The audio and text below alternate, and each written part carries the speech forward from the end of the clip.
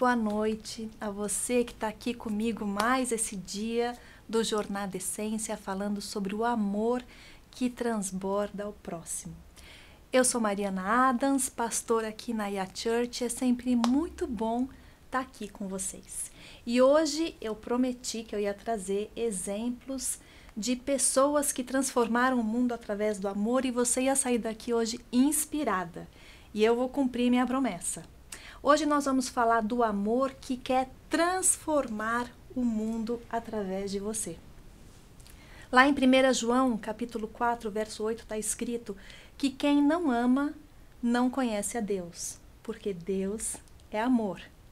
O amor, ele é o sentimento mais poderoso que existe. Ele nos faz nos sentir vivos e com vontade e motivados a dar sempre o nosso melhor, a continuar adiante. Você já se sentiu apaixonada por alguém e você sabe que quando a gente está com esse sentimento de amor, tudo fica mais bonito, não é verdade? Tudo fica mais gostoso, a gente tem vontade de fazer um monte de coisa boa. E isso é provado cientificamente, isso é real.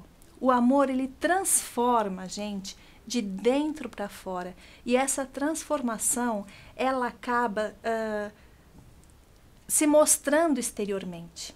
Ela faz com que a gente mude a nossa maneira de pensar e assim mudar a nossa maneira de nos portar, de falar, de nos comportar, de tratar as outras pessoas. Ele traz força, ele traz empatia, generosidade e compaixão. Você que está aqui comigo até agora, continua, anota aí e veja as diferentes formas de transformação que esse sentimento maravilhoso tem a capacidade de promover e promover através de você. O amor, ele não é só transformador, ele é muito mais do que isso. Quando um ser humano está amando, o seu cérebro, ele realmente passa por transformações que vão se refletir exteriormente. O amor, ele tem o poder de gerir sentimento de empatia em relação ao outro. Quando se ama, o eu dá lugar ao nós. Por quê? Porque os seus planos começam a ser feitos com a preocupação do próximo. E um estudo muito interessante provou que as pessoas que costumam usar a primeira pessoa do singular, elas têm mais tendência à depressão do que as pessoas que costumam falar com o plural. Ou seja, as pessoas que sempre falam eu, elas têm mais essa tendência do que as pessoas que falam nós. E isso é muito lindo. O amor também, ele fortalece a capacidade de processar emoções. O amor, ele é capaz de ativar centros de empatia e processamento de emoções no cérebro. E desse modo, a pessoa se torna mais sensível às necessidades das outras pessoas, aos sentimentos alheios, o que leva a gente a se importar mais com as outras pessoas de uma maneira geral. E o amor também, ele traz a sensação de segurança. Eles descobriram que o amor, ele traz impactos muito bons para o cérebro. O amor, ele te capacita a reduzir o medo e as emoções negativas. Olha que coisa mais linda.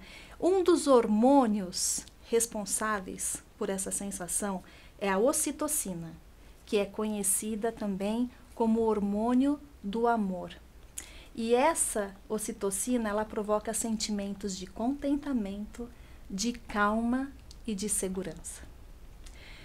Existem pessoas que dedicam a vida a causas específicas e dão o seu melhor por amor ao próximo. Nós vimos num culto que teve da apóstola Lilian, da pastora Lilian, o exemplo da pastora Cássia Guerreiro, do pastor Daniel Beltrão, que se dedicam a causas que pensam em outras pessoas. E isso é muito lindo. Existem pessoas que realizam trabalhos voluntários para idosos, para crianças, para moradores de rua, para mulheres vulneráveis. Existem tantas causas que você pode defender e lutar por elas. Isso é uma demonstração de amor muito linda e genuína, porque você faz sem esperar, sem pedir nada em troca. Você faz por aqueles que não podem te oferecer nada. E isso é muito próximo do amor que Deus tem por nós. Isso é muito lindo. Agora veja como o amor é capaz de mudar a vida e o mundo. Você já ouviu falar de John Wesley? E ele dizia que o Evangelho de Cristo, ele não conhece religião que não seja a religião social. Ele não conhece santidade que não seja santidade social. Ele voltava muito o ministério dele para o social. Ele abriu mão, quando ele era novinho, dos poucos trocados que ele tinha para se aquecer no inverno, para pagar uma professora que educava crianças em situação de rua. Ele nasceu em 1703, ele fundou o movimento metodista e ele provocou, através das suas ações, profundas transformações sociais na Inglaterra do século XVIII, que se estenderam a outros continentes. Ele deu ênfase à ação do Espírito Santo como um poder vital para a igreja. Ele reconhecia a necessidade de viver o Evangelho em comunidade. E ele afirmou que tornar o Evangelho em religião solitária é, na verdade, destruí-lo.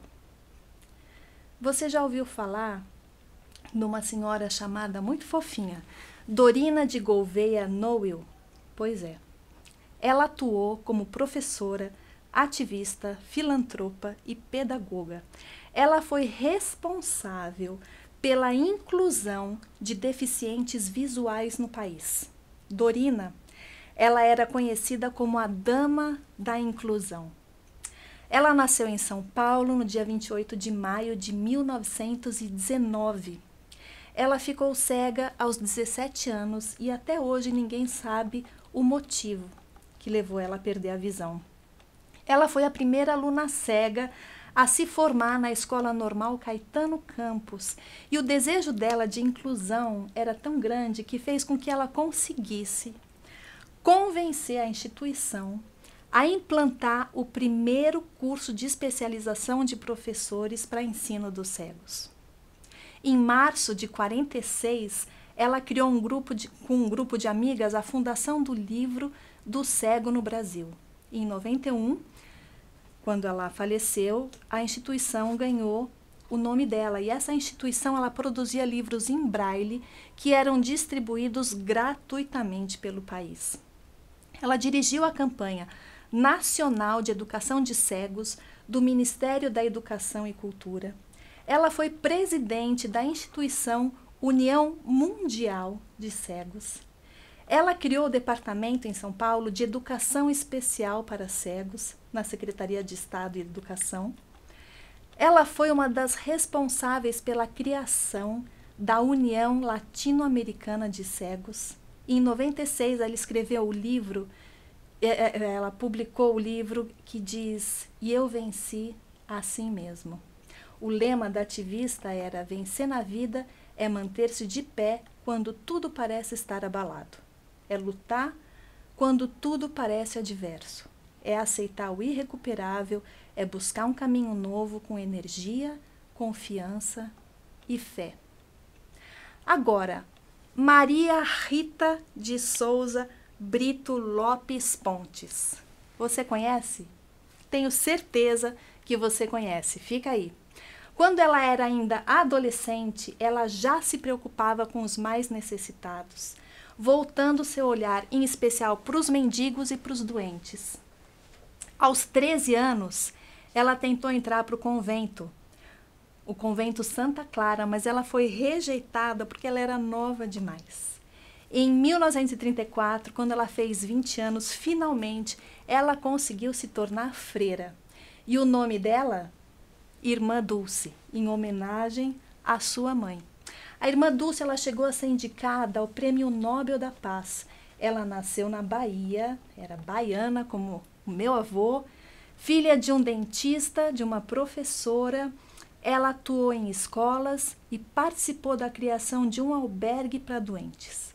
E ela sempre amparou os mais pobres. Outra mulher extraordinária, Rosa Parks. Você já ouviu falar nela? Anota esse nome. Em 1º de dezembro de 1955, essa costureira negra, Rosa Parks, ela foi detida e multada simplesmente porque ela ocupou o assento reservado a pessoas brancas.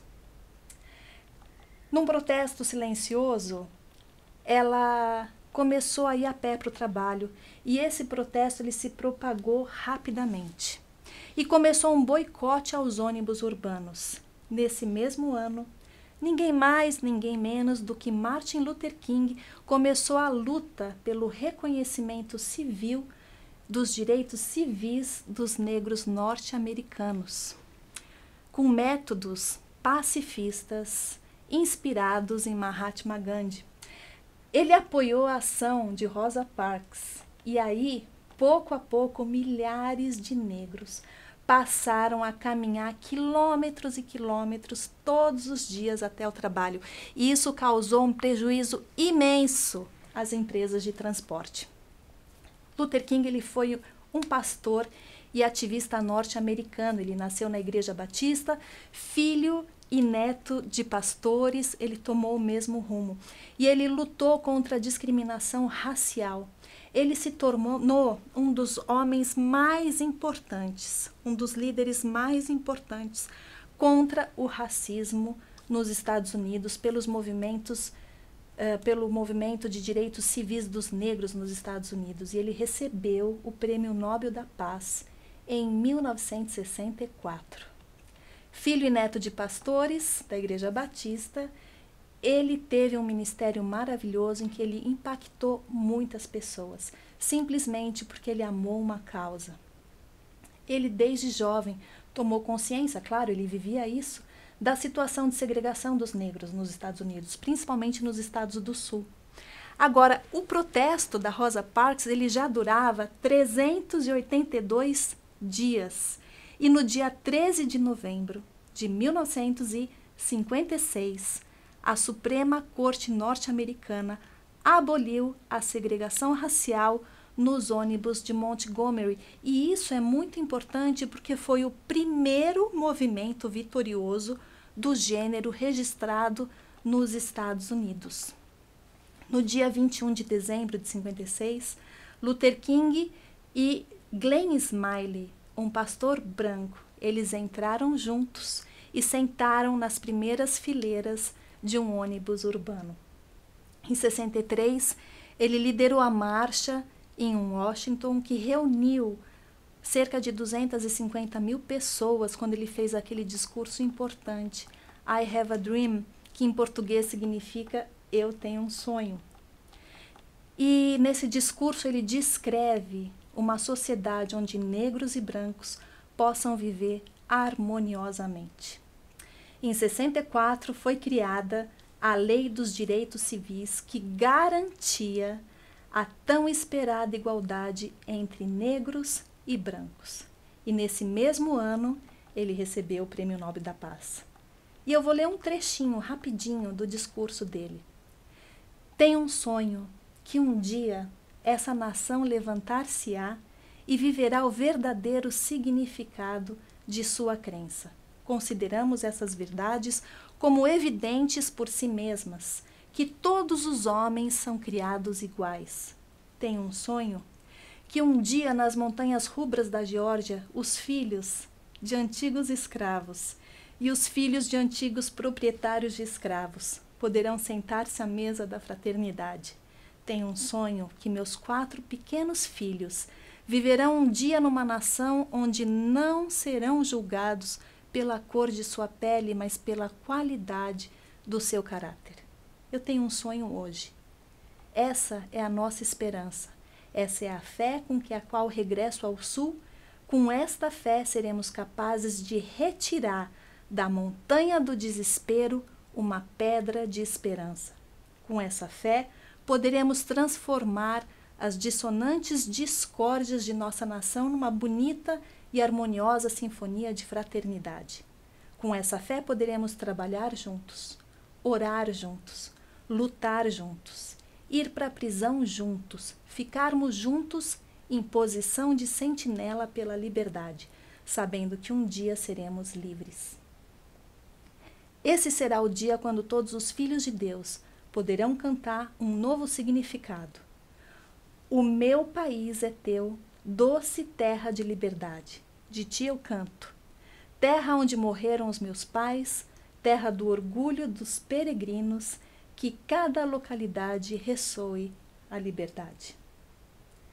Vejam que o amor, ele ajunta, ele não separa. Por isso eu quero dar um aviso aos mais distraídos: cuidado com movimentos antirracistas, feministas, LGBTQIA+, cristãos. Se é um movimento que prega a segregação, a separação entre as pessoas, cuidado. Bom, diante de tudo isso que eu expus, a pergunta que não quer calar. Nós cristãos, nós temos desempenhado o nosso papel e a nossa responsabilidade social? Essa é uma responsabilidade civil ou um mandamento bíblico? Nós estamos desenvolvendo nossa missão integral onde a gente vive? Porque nós vimos pessoas que lutaram, que tiraram das dificuldades o seu melhor por amor a uma causa e transformaram o mundo. E você tem em você o Espírito Santo de Deus, que quer te dar esse poder de atuação para transformar o mundo através do amor, através do empreendedorismo social. Que Deus te abençoe e eu quero orar por você agora. Senhor, em nome de Jesus, eu quero colocar as nossas vidas no seu altar. Pai, nós vimos exemplos de vidas que, apesar de todas as dificuldades, com amor, elas foram perseguir um sonho que o Senhor colocou no coração delas. E através delas, elas mudaram o mundo. Muitas vidas foram abençoadas.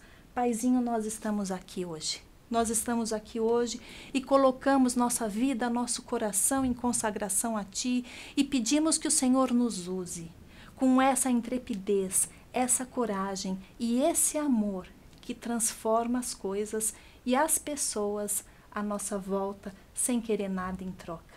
É o que eu te peço em nome de Jesus. Que Deus te abençoe e amanhã é o nosso terceiro e último dia e eu vou trazer para você o exemplo prático de mudança de vida, de mudança de mundo da IA Church. Então você fica aí ligado e não perca. Que Deus te abençoe amanhã nesse mesmo horário.